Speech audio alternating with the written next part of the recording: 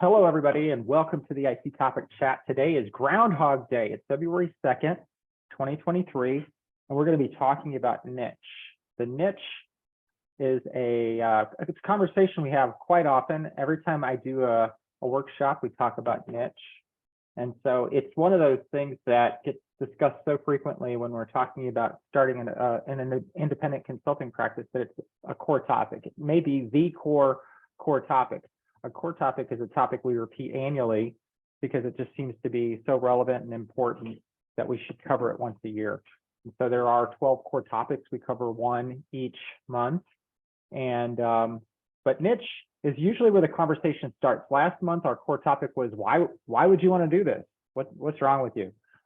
Why would somebody want to be an independent consultant? So we kind of start there, and then the next logical conversation is about niche.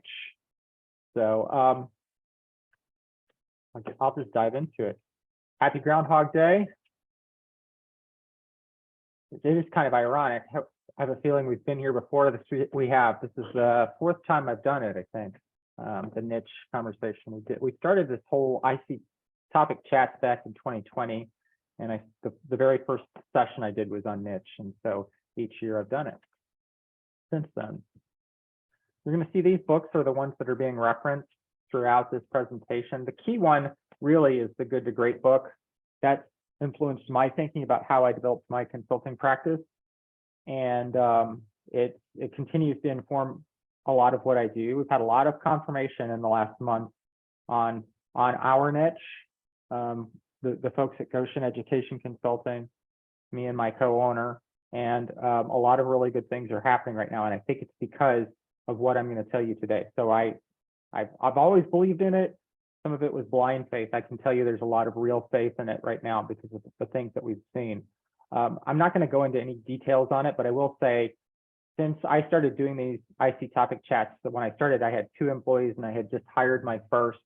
We are at, if you include our grad assistants, we have 12 people now, and we're actively looking for 2 more people to join our firm. A lot of things the revenue's increased, the number of projects have increased. I'm thinking a lot about how to become sustainable. But the point of all this is not to say, hey, Goshen Education Consulting is this great place and I'm bragging. My point of all of this is to say, I believe what I'm going to tell you today is the reason why I've been able to do what I've been able to do and why our firm has been successful. The niche, and particularly Jim Collins' ideas about good to great, are critical to what I've done and what I think is the key to our success and could potentially be the key to yours. Okay, so when you're thinking about a niche, I didn't really give you an operational definition of a niche. And I think many of you guys will know it. Maybe if somebody wants to throw some ideas up into the chat, I'm not going to pause for that since we're recording this, but the key ideas around a niche is that who are you focusing on? Who is it that you want to serve? And how do you delineate that that group of people? Are they delineated by a region? Are they delineated by a type of work, the type of people that they serve, the type of needs that they have from you?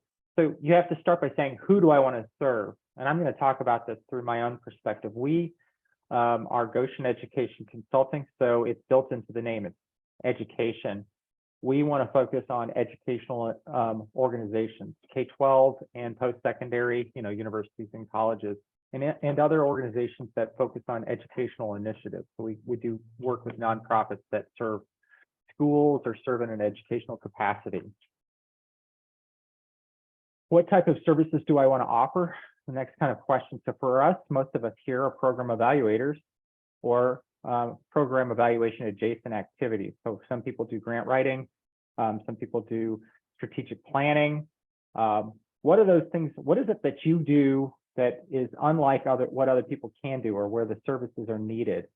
So most of us who are program evaluators have some form of research experiences. We know how to crunch data. We know how to write reports. We are great in R or SPSS. We can think through an Excel spreadsheet, however, in ways that our clients can't. So that provides a service that can be offered. Frequently, the services are written, for us anyway. We do a lot of work with Department of Defense, U.S. Department of Education, National Science Foundation, where there is a requirement built into a request for proposals or a contract where they need to have an external evaluator. So that became my niche right there, because people needed evaluators, and I was able to create connections with people regionally around education. So those are the two things. And finally, how do I spend my time? And certainly I like to say, when you're thinking about spending your time and you're starting up your consulting practice, you need to think about the three different buckets of time. One bucket is doing the actual work that you've contracted for, and that's important that you're doing a great job of that. The second piece is the administrative time. The administrative time is on invoicing or just collaboration through email. And the third piece is how are you marketing yourself? And I have a whole workshop session, or a whole session we do, I think it's next month, on marketing. So we won't get too far into that. But those are the three areas where you're spending your time. And they all kind of feed back onto one another. It feeds back onto what type of services you offer and who you're going to serve. They all kind of interrelate. Okay, let's think about the hedgehog concept. This is an idea that has been around for a while, but it is an idea that Jim Collins really pushed in his book, Good to Great. I'm going to pull up my notes here on my other screen. So he talks about Isaiah Berlin's essay from 1953 called The Hedgehog and the Fox. And the critical phrase in that is, the fox knows many things, but the hedgehog knows one big thing. And what he's saying here is the fox darts around and doesn't have focus in what the fox wants to do, where the hedgehog knows one big thing, meaning it is entirely focused on its niche, on its goal. It moves very slowly, unlike my son likes to tell me, well, you know, Sonic is very, very fast, Dad. Well, no, Sonic is not a real hedgehog. It is a cartoon and it is a video game. A real hedgehog is more like a porcupine, and it moves very slowly. And when a hedgehog is attacked, it stops and it rolls up in a ball and it protects itself. And once the threat has passed, it gets back up and it moves slowly in its direction in a direct way. Whereas the fox darts around and doesn't have focus, and it doesn't have that ability to think straight, think in a direct and linear fashion. So kind of taking that idea back to the next idea here. If you're thinking about a hedgehog that's focused on its main goal, we like to talk about the hedgehog concept. So how do you identify that focus that the hedgehog has? You have three overlapping circles. You look at what you love, and I'm telling you, if you take one thing away from this whole session today, this is the main thing that you should take away, because this can inform a lot of things in your life. It has for me. If you think about doing what you love, what you're good at, and what you can get paid for, you'll have your focus. Okay. So what is it that you love to do? For me, I loved working with educational organizations. I felt like I was giving back to a community that was trying to do the right things for students, community that cared about parents and community and the community for which they served within the K-12 district. I have a PhD in higher education. I've always just had a certain appreciation for university. And so I just love the educational world. I like the idea of helping mentor undergraduate students through college, and that see that growth that happens over those 4 to 8 years from starting college to perhaps finishing a PhD or wherever.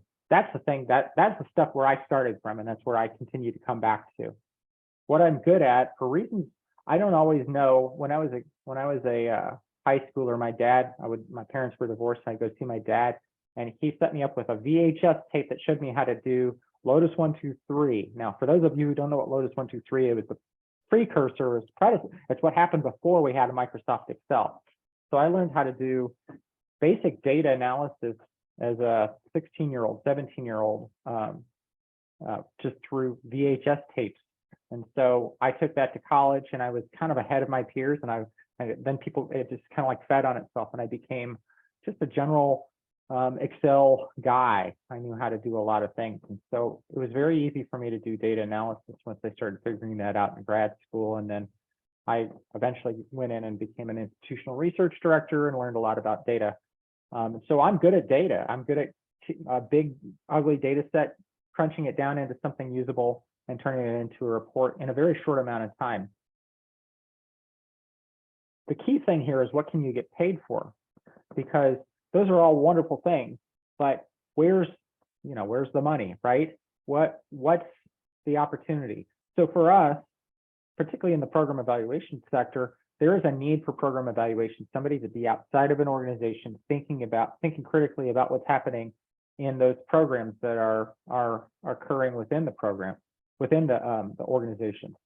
So I get paid for doing STEM evaluation overwhelmingly. Educator shortage is a big thing for us. And as it turns out, also school-based mental health is a big area that's evolving, very big area that's evolving within our firm. So if we're able to do the three things that overlap, this is the hedgehog concept. Now I want to take this to another area. I like to think about Ikigai, and a lot of you will probably identify with this, because the hedgehog concept very much focused on kind of like this business, like this is the people that Jim Collins was talking to, but a lot of us work within nonprofits, and we feel like we're doing something just a little bit bigger than business. So the Ikigai has those three things, but it adds in the fourth circle. And this is a Japanese concept, by the way. The Ikigai adds in the concept of what the world needs. And so I think if you're thinking about the overlap of the four circles, what you love, what you're good at, and what you can get paid for, and fourth, what the world needs, I think you're going to find yourself continuing to find an opportunity to stay in business and do this work. If you find yourself outside of those four circles, I think you're going to find you're in an unsustainable place. So let's just talk about doing things that you love and you're good at. If there's not somebody willing to pay you to do it, you're not going to do it very long. So you could be very good at, and you could love ballet, but unless you're one of those premier ballerinas, or if you're not fantastic at ballet, nobody's going to pay you to do that, right? There's a lot of pay for the people who are very, very good at it. There are actually, what's more important to understand is the people who are willing to pay you to do things that you don't like and that you're very good at. Those are called, the classic example here is corporate lawyers. In my experience, corporate lawyers hate their jobs, but they get paid very well, and they have a very distinct knowledge base that they're paid very well to do these things, but they fall out of love with it. And so that's an unsustainable thing. You don't want to be in that situation. And I think even evaluators get into that situation where they're doing the same work for the same clients for many years, but they've fallen out of love with the work that they're doing. So you need to get out of that. You need to break out of that mold. And I'm saying this from just a very honest position, because I think when you're in those unsustainable positions, you find yourself getting involved with counterproductive activities, drinking, affairs, all those terrible things that come along. That's what happens when you get into these unsustainable situations. You fill your time with things that are probably inappropriate. All right. Anyway, that's an aside. Ikigai. I have a definition here from the Oxford English Dictionary. It's a motivating force, something or someone that gives a person a sense of purpose or a reason for living. It's the Japanese terminology. All right. Oh, I forgot. Here's some things about me. Supporting educational organizations to make the world a better place. I do data analysis. We overwhelmingly do STEM evaluation, DEI STEM scholarships, educator shortage. This slide hasn't been updated, but also now a lot of school-based mental health. And we have created a professional evaluation firm that supports funded educational initiatives through professional program evaluation. All right. So if you have your focus, you're doing something that's centered on the four circles. Take the flywheel concept. Now, a flywheel is a mechanical device in the motor of your car. I don't really understand how it works. I don't think most of us really understand our motors. I understand how oil works and understand pistons. So think about this as a big Ferris wheel. So my wife and I like to go to Chicago. And when we first met and we were dating, we would get on the Ferris wheel in Chicago on Navy Pier. And so I always visualize Navy Pier and the Ferris wheel there when I'm thinking about whatever this flywheel thing is, okay? The key here is if you focus your attention towards the 4 circles, right? And if you do all you get up in the morning and you think about how am I going to pursue this idea, this niche, this intersecting of the 4 circles, and you just start moving in that direction, you're effectively pushing on the Ferris wheel or the flywheel, and you're creating rotational energy, right? So think about it, you just reach up and you grab one of the little cars on the Ferris wheel on Navy Pier, and you push it down, and it budges just a little bit. Maybe in the first day you get a foot going, but you come back the next day and there's a little bit of energy there, and you push a little bit harder, and hey, it goes a couple more feet. And so now you've got some movement. If you keep showing up the same day and you're focusing your attention on the rotation of that Ferris wheel, okay, think about it like that. That Ferris wheel is going to start to move, and it's going to be a little less hard. And the Ferris wheel is going to move a little bit faster. So to give this some examples here, you can see it's starting to move a little bit faster. And after a while, it moves even faster. And now it's not so hard.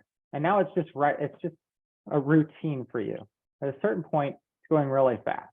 Now, this is the point where everybody starts to say, I'm getting a headache, so I'm going to move to the next slide. But the point of all this is you're focusing your attention in the same direction. You are a hedgehog, you are not a fox. You're focusing your attention towards your niche, towards the center of the overlapping 4 circles. And if you continue to do that, it will get easier, just like the rotational energy will continue to increase.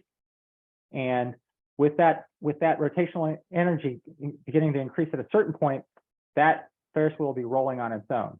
And you'll step back and you'll have it. And that's actually kind of where I'm at right now, because I have a staff of 9 full-time professionals assisting me, and they're all working on this together with me. And so I'm now taking the step back. I'm more the firm director than I am the day-to-day evaluator. I help, review and create evaluation plans. I put together contracts. I do the invoicing. I support the invoicing, and all those things. But in many ways, my Ferris wheel is beginning to roll on its own, and that's because I've continued to do the same thing in the same way, and exactly what we're talking about today. So one of the things that I often struggle with, and I know people ask about and they think about, is like, how do I know I have the right niche? And what do I do with my niche changing over time? Well, it is important to realize that your niche is going to change, and you're going to go from what looks like on the left to the right. Now, these are actually pretty blurry pictures, even the right side, but the point is excuse me, your niche is going to change. It's going to come into focus. You're going to realize that you need to shift patterns. No, you want to try and stay within the general idea of the 4 circles, but there's going to be things that occur in the environment that's outside of your control. Clearly, we had a pandemic. With the pandemic came a lot of money to educational organizations, which created new and different types of opportunities for us. I happen to have somebody on my staff that is a school-based mental health professional. Like, that's what they know and do. And so we were in a good position to take advantage of that type of work. And so that's creating a new opportunities for our firm. It's still consistent with our niche, with who we want to serve. It's in our community, it's educational, it's just a new and different opportunity. I could never have anticipated this work would come to us, but it did. It fell on our lap and we were positioned to take advantage of it. So our niche has changed over time, but we're staying within our 4 overlapping circles. Okay, so the big not so secret for finding your niche is you need to be really, really good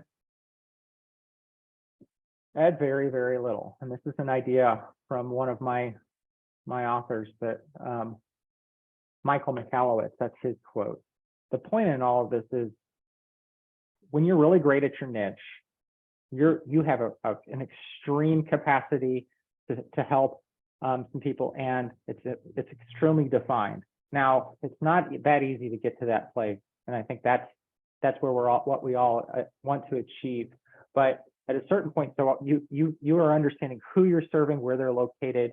You are in touch with, I mean, in many ways, these are your people. This is your community of people that you like to connect with, and they like you, and it just comes very naturally.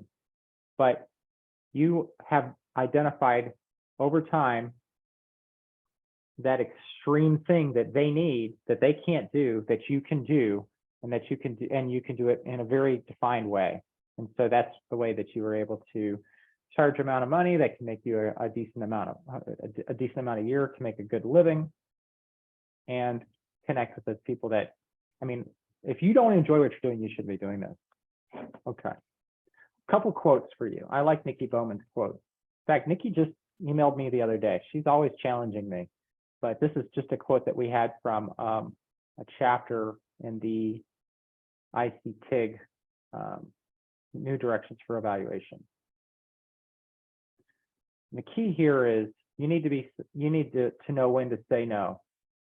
And that's what Warren Buffett says in the next quote.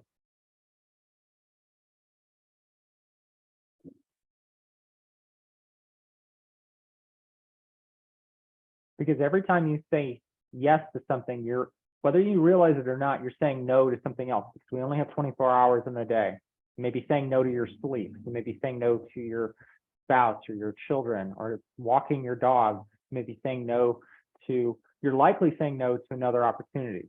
So every time you say yes to everything that comes through the door, you're saying no to something else, whether you know it or not. That's what's happening. So you need to be very careful about your time. All right, this next slide is probably something that could be its own session. What you'll realize is there's these areas of innovation. And I will propose that we start on the left and we move to the right. That particularly, and this has been my experience.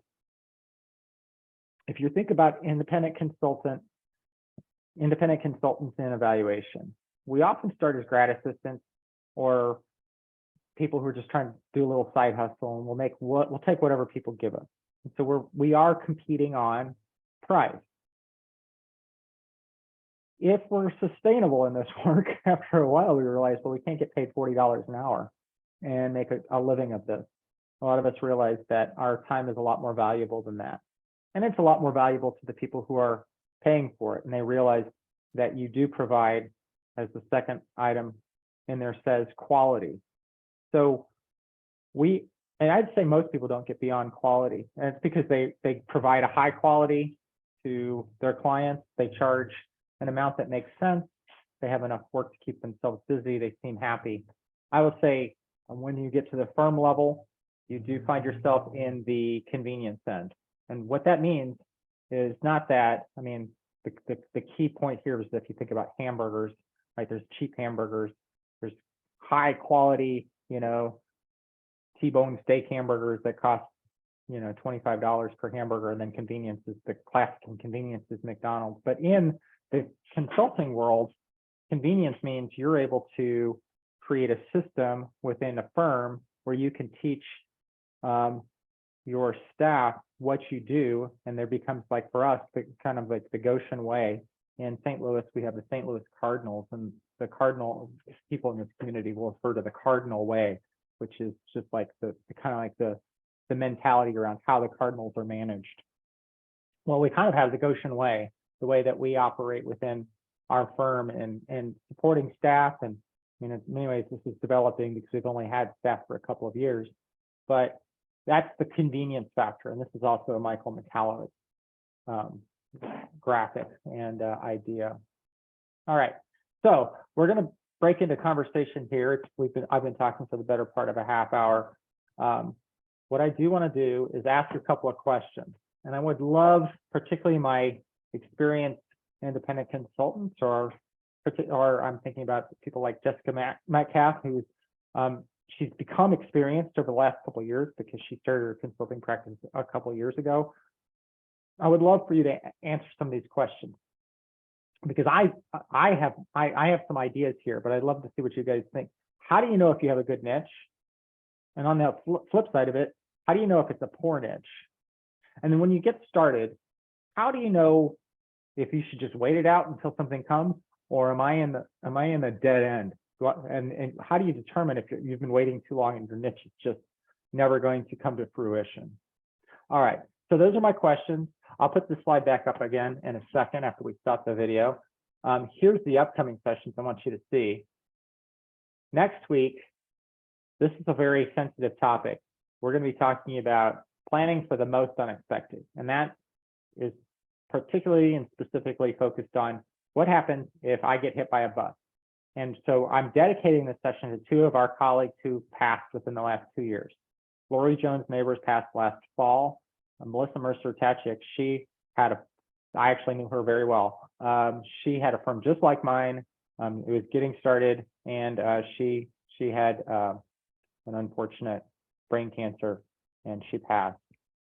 Anyway, so we'll get past the sadness of it. I might be a little bit sad that day, but I do want to focus on what does it mean to have a firm, and how does the firm plan for you not being there any longer? Because in many ways, both of those, they're two firms. One kind of dissipated into the ether, and the other one's continuing on. And I'm actually going to be joined by Lori's colleagues who are continuing her work.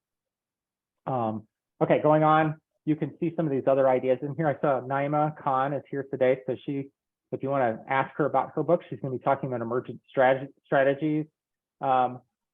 I've highlighted the subcontracting fair because it was originally scheduled for next week. We're going to do this as a session where everybody has exactly 2 minutes, and it's going to be done in a way that basically everybody will get a chance to introduce themselves, with the idea that you talk about what you do. Perhaps you're talking about your niche or your interests.